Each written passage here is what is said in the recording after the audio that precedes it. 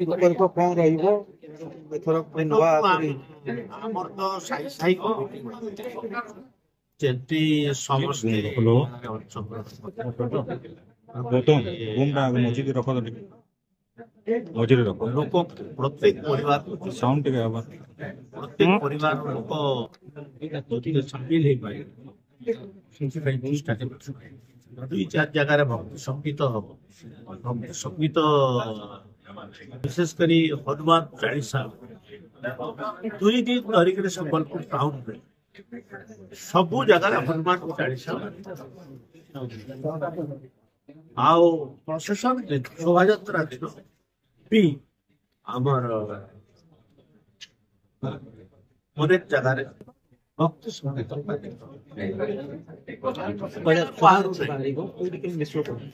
ଦେଖନ୍ତୁ ରାଲି ବାହାରିବ ଗୋଟିଏ ଧନୁପାଲିରୁ ବାହାରିବ।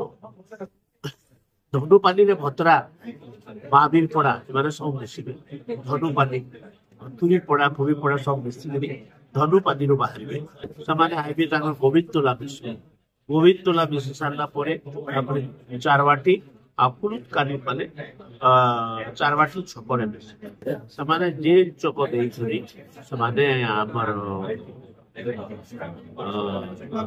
ଇଏ ଭୂତାପଡା ଛକରେ ସେ ଜାଗାରେ ତାଙ୍କୁ ଅପେକ୍ଷା କରିଥିଲେ। ଭୂତାପଡା ମୋତିଜିରା ସୁନାପାଲି ଧରପୁଡା ଗେଙ୍କିପାଲି ଏଇ ଅଞ୍ଚଳରୁ ଯୋଉ ଶୋଭାଯାତ୍ରାଟା ଭୂତାପଡାରେ ସେଭଳି 2 ପ୍ରଶାସନ ମିଶିକିରି ଆପଣଙ୍କର ହନୁମାନ ମନ୍ଦିରକୁ ଆଇବେ। ହନୁମାନ ମନ୍ଦିର କିମ୍ବା ଜିଲ୍ଲା ସ୍କୁଲ ଚୌକ କହିବେ। ଜିଲ୍ଲା ସ୍କୁଲ ଚୌକରେ ଆମର ହନୁମାନ ମନ୍ଦିର ଗୋଟେ ମହାଆଳତୀ ସେ ମହାଆଳତୀରେ ରହିକରି ସମସ୍ତେ ତାପରେ ବାହାରିବେ ଆଉ ବାହାରିକରି ଆଇବେ ଜିଲ୍ଲା ସ୍କୁଲ ଛକରୁ ଶୋଭାଯାତ୍ରା ବାହାରିବ।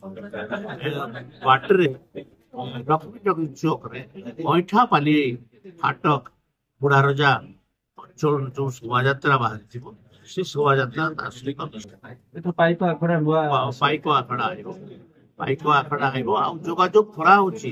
କାରଣ ଚୂଡାନ୍ତ ହେଇନାହିଁ। ଅନେକ ଆଖଡା ପାର୍ଟି ମନ୍ତ୍ରଣ କରାଯାଇଛି। ଆମର ଲୋକାଲ ପିଲାମାନେ ଯୋଉ ଆଖଡା ଖେଳିବେ ତାପରେ ଏଇଟା ମୁଦିପଡା ଛକ ଯିବ। ମୁଦିପଡା ଛକରେ ମୁଦିପଡା ଠେଙ୍କୁପଡା ଆମ୍ବେଦକର ନଗର ଏସବୁ ଆଉ ଚେରୁଆପଡା ଏସବୁ ପଡା ମାନେ ମୁଦିପଡା ଛକରେ ମିଶିବେ। ତାପରେ ସେଟା ଯିବ କୁଜେଲପଡାରେ ଗୋଟେ ପ୍ରସେସନ ଆଗରୁ ଯାଇଥିବ ବଡବଜାର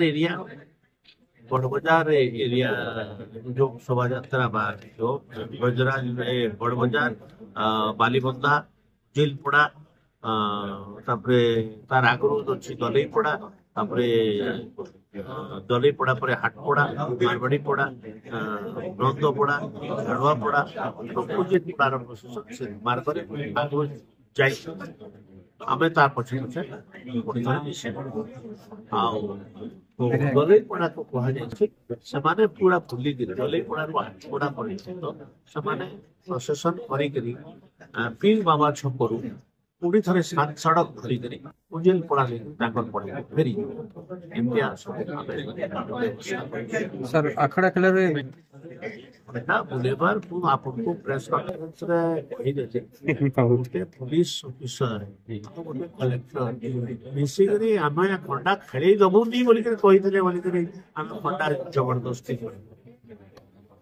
ସେମାନେ ଯଦି ପ୍ରଶାସନ ତରଫରୁ ଖଣ୍ଡା ଖେଳେଇ ଦେବୁ ନାହିଁ ବୋଲିକରି କହିବେ ବୋଇଲେ ସିନା ଖଣ୍ଡା ଖେଳିବୁ ନହେଲେ କାହିଁ ଖେଳିବୁ।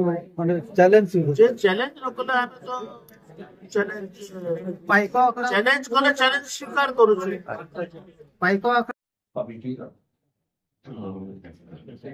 ତ ଏଇଟା ହେଲା ଆମର କମିଟି। ଆଉ ଆପଣ